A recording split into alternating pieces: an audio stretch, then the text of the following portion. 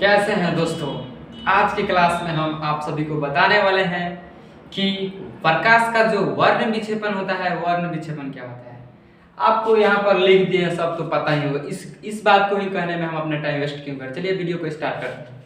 तो सबसे पहले प्रकाश का वर्ण विक्षेपण किसे कहते हैं, इस बात को जानने के लिए हमें किन किन बातों को जानना होगा, वो बातें क्या है उसको हम बताने जा रहे हैं। प्रकाश का वर्ण विक्षेपण किसे कहते हैं, तो देखिए प्रकाश का वर्ण विक्षेपण जानने के लिए सबसे पहले प्रिज्म किसे कहते हैं और स्पेक्ट्रम किसे कहते हैं।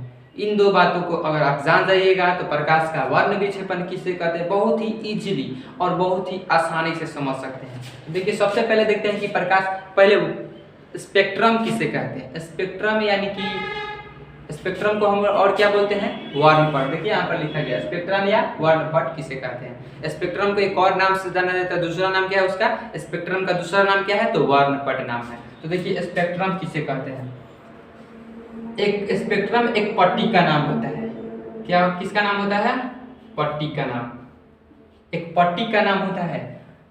जिस पट्टी पे अगर प्रकाश पड़ता है ना, तो इसके अंदर ऐसा जादू रहता है कि इस 7 गो रंग में विभाजित कर देता है।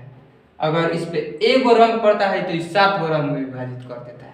इसके पास ऐसा जादू होता है कि इस पट्टी के पास में 7 रंग में विभाजित कर देता है कलर को। यानी कि एक ऐसा पट्टी जिस पे अगर प्रकाश पड़े तो वह 7 रंगों में विभाजित हो जाए, तो उस पट्टी को कहते हैं स्पेक्ट्रम या वर्णपट। क्लियर। नेक्स्ट है कि प्रिज्म किसे कहते हैं। प्रिज्म, तो देखिए प्रिज्म का आकार जो होता है त्रिभुज के आकार का होता है। प्रिज्म जो होता है किसके आकार का होता है, त्रिभुज आकार होता है। यानी कि त्रिभुज। और यह देखिए प्रिज्म क्या है, प्रिज्म यानी कि देखिए प्रिज्म यानी कि शीशा, शीशा बोल सकते हैं। और शीशा का इस मतलब प्रिज्म का आकार कैसा होता है, तो त्रिभुजाकार होता है, जिसको क्या बोलेंगे, प्रिज्म बोलेंगे। अब आपको हम प्रूफ कर देंगे कि शीशा है, शीशा है, कोई दर्पण नहीं है। तो कोई दर्पण काहे नहीं है, शीशा का है। तो देखिए हम आपको पहले ही बता चुके हैं, बहुत बार बता चुके हैं पिछले वीडियो में कि दर्पण किसे कहते हैं और शीशा किसे कहते हैं। शीशा उसको कहते हैं अगर शीशा के पीछे लेप नहीं लगाया रहेगा तो उसको शीशा कहेंगे। शीशा के अगर इस पार से हम देखेंगे उस पार दिख जाएगा तो उसको शीशा कहेंगे। लेकिन शीशा के पीछे अगर हम दर्पण लगा देते हैं, यानी सॉरी दर्पण नहीं, शीशा के पीछे जब हम लेप लगा देंगे तो लेप लगाने के बाद में वह दर्पण बन जाता है।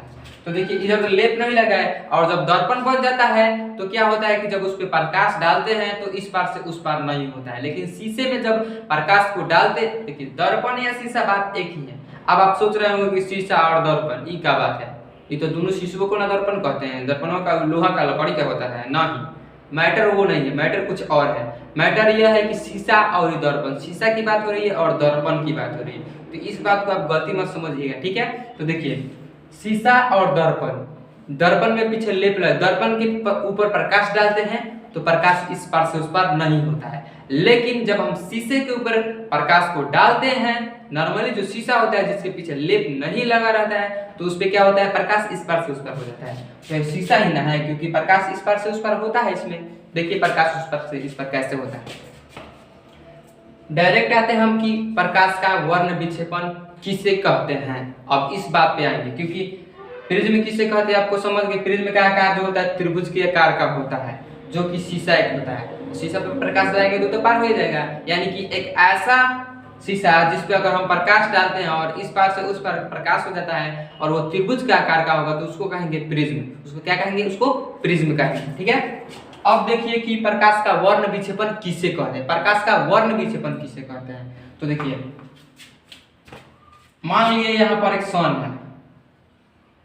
Suppose that this is sun, this is sun. यह क्या है, यह सूरज है। मान लिए यह सूरज है। अब सूर्य का किरण जब इस शीशा पे यानी कि प्रिज्म पे, जब प्रिज्म पे पड़ता है, मान लीजिए इधर से किरण इधर में जा रहा है, इधर भी अलग अलग दिशा में जा रहा है ना किरण, चारों दिशा में जा रहा है किरण। अब देखिए यहाँ से जो किरण है वो प्रिज्म पे पड़ा, प्रिज्म पे पड़ने के बाद में यहाँ से क्या होगा, यहाँ से ऐसे आया और यहाँ पर क्या हुआ, यहाँ से टकरा कर फिर वापस ऐसे जा रहा है। यानी कि जब सूर्य का प्रकाश प्रिज्म पे पड़ता है तो प्रिज्म के बाद प्रिज्म को पड़ने के बाद में जो पट्टी होता है जिसको क्या बोलते हैं, स्पेक्ट्रम, स्पेक्ट्रम पे पड़ता है। तो स्पेक्ट्रम में कैसा जादू है, जादू इसमें यह है कि यह 7 गो रंग बना देता है। कितना रंग बनाएगा इसमें, ऐसा जादू है, जादू 7 रंग बनाना, 7 रंग बनाने की इसमें जादू है। मान लीजिए कि इस जो पट्टी है, पट्टी को क्या बोलते हैं, इसको स्पेक्ट्रम बोलते हैं, स्पेक्ट्रम। अब इस स्पेक्ट्रम के पास कैसा जादू है, जादू है कि यह जादू 7 रंग बनाना, यानी जादू है इसके पास 7 गो रंग बनाना। अब देखिए जब सूर्य का प्रकाश प्रिज्म पे पड़ता है तो प्रिज्म से परावर्तक के बाद, यानी सॉरी प्रिज्म से परावर्तक नहीं, प्रिज्म से आगे बढ़ने यानी प्रिज्म से निकलने के बाद में एगो आगे पट्टी रहता है, जिस पट्टी के का नाम है स्पेक्ट्रम। जब स्पेक्ट्रम पर पड़ता है तो वो 7 गो रंग में विभाजित होता है, जिस प्रक्रिया को हम कहते हैं प्रकाश का वर्ण विक्षेपण। अब देखिए प्रकाश का वर्ण विक्षेपण में देखिए इस पे पड़ा तो कितना रंग फेंका भाई, 7 गो रंग, 1 गो 2 गो 3 गो 4 गो 5 गो 6 गो 7 गो, 7 गो रंग फेंका, जिसमें से जो सबसे पहला वाला कलर होता है वो लाल होता है। सबसे पहला क्या होता है, लाल होता है, और सबसे लास्ट में जो होता है वो बैगनी होता है, बैगनी, बैगनी।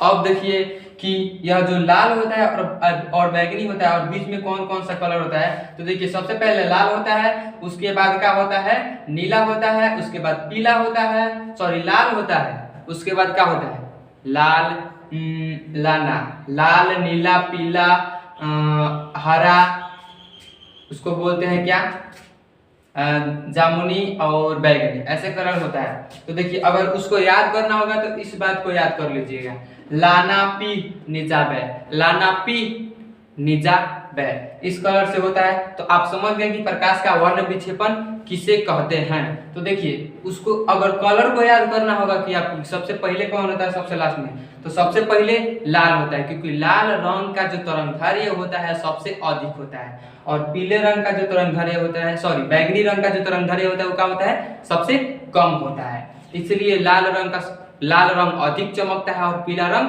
कम चमकता है। तो देखिए अगर इसको आपको चार्ट बाई चार्ट याद करना होगी, हाँ भाई पहले लाल होगा, उसके बाद कौन होगा, उसके बाद कौन होगा, उसके बाद कौन होगा, तो उसके बाद उसको आप आसानी से देख सकते हैं। तो देखिए इसको याद कर दीजिएगा, लाना, लाना एगो व्यक्ति का नाम है, लाना किसका नाम है, एक व्यक्ति का नाम है, लाना, लाना साहब, लाला सिंह रोलन पी गए, लाला सिंह पी गए निजाबे, निजाबे एगो स्प्राइट का नाम हो गया, निजाबे, निजाबे, निजाबे, और लाना सिंह का किए पी गए, किसको, निजाबे को, लाना सिंह पी गए निजाबे को, निजाबे को लाना सिंह क्या किए, पी गए। तो इसको याद करने का एक छोटा सा ट्रिक है मेरी तरफ से कि लाना सिंह पी गए निजाबे, लाना सिंह पी निजाबे, लाना सिंह पी निजाबे, यह होता है सर्किल। इस सर्किल को आप याद करने को अगर चाहते हैं तो इसको याद कीजिए और देख लीजिएगा उसमें कौन कौन सा कलर होता है, और आसानी से आप याद कर सकते हैं। तो अगर आपको वीडियो अच्छा लगा हो तो प्लीज़ वीडियो को जरूर लाइक कीजिएगा, कमेंट कीजिएगा और शेयर कीजिएगा। मिलते हैं अगले वीडियो में, तब तक के लिए धन्यवाद।